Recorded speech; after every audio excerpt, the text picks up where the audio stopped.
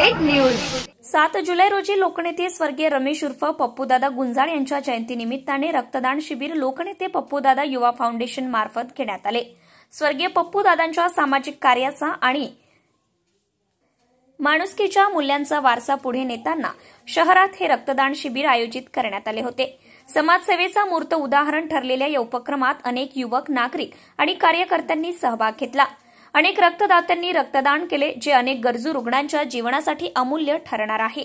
कार्यक्रमात वैद्यकीय तज्ज्ञांची उपस्थिती, सुरक्षित व नीट व्यवस्थापन आणि रक्तदानाबद्दलची योग्य माहिती यामुळे शिबिर अत्यंत यशस्वीपणे पार पडले।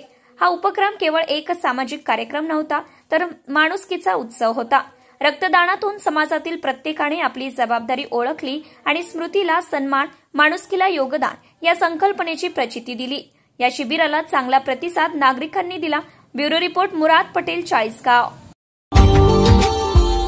Subscribe now and press the bell icon. Never miss an update.